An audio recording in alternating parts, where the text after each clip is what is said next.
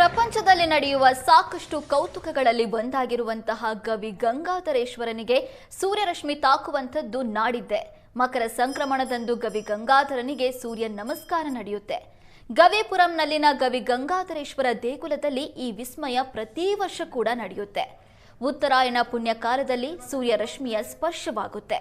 ಜನವರಿ 15ರಂದು ದಕ್ಷಿಣಾಯಣದಿಂದ ಉತ್ತರಾಯಣ ಕಡೆ ಸೂರ್ಯ ಪ್ರವೇಶ ಮಾಡ್ತಾನೆ. ನಾಡಿದ್ದು ಸಂಜೆ 5ರಿಂದ 5:02 ಒಳಗೆ ಈಶ್ವರನಿಗೆ ಪೂಜೆ ಸಲ್ಲಿಸಲಾಗುತ್ತೆ. ಕಳೆದ ಬಾರಿ ಮಳೆಯಿಂದ ಸೂರ್ಯರಶ್ಮಿ ಸ್ಪರ್ಶ ಆಗಲಿಲ್ಲ. ಆದರೆ ಈ ಬಾರಿ ದೇಗುಲದಲ್ಲಿ ವಿಶೇಷ ಪೂಜೆ ಅಭಿಷೇಕಕ್ಕೆ ವ್ಯವಸ್ಥೆಯನ್ನ ಮಾಡಿಕೊಳ್ಳಲಾಗಿದೆ.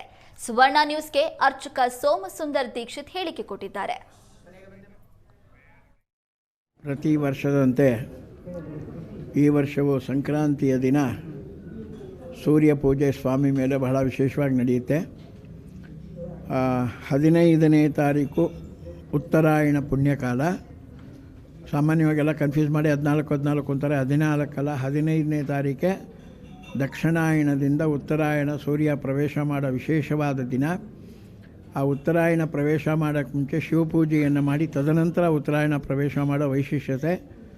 15ನೇ ತಾರೀಕು ಸಾಯಂಕಾಲ 5 ಗಂಟೆಯಿಂದ 5:02 ಒಳಗೆ ಆ ಸ್ವಾಮಿ ಸೂರ್ಯ ಭಗವಂತ ಈಶ್ವರನ ಪೂಜೆ ಮಾಡಿ ಆಮೇಲೆ ಉತ್ತರಾಯಣ ಪ್ರವೇಶ ಮಾಡುವಂಥ ವೈಶಿಷ್ಟ್ಯವಾದ ದಿನ. ಕಳೆದ ಬಾರಿ ಸೂರ್ಯ ಪೂಜೆ ನಮಗೆ ಕಾಣಿಸ್ದಿರೋದೊಂದು ವೈಶಿಷ್ಟ್ಯತೆ.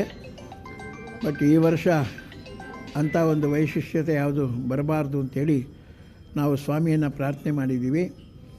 ಆ ಸೂರ್ಯ ಯಾವಾಗ ಬಂದು ಈಶ್ವರನ ಪೂಜೆ ಮಾಡಿ ನಂತರ ನಾವು ಉತ್ತರಾಯಣ ಅಂತ ಏನು ಸಂಕಲ್ಪ ಮಾಡ್ತೀವಿ, ಆ ಸಂಕಲ್ಪದ ರೀತಿಯಲ್ಲಿ ಆ ಉತ್ತರಾಯಣ ಸೂರ್ಯನ ಪೂಜೆ ಎಲ್ಲ ಭಕ್ತ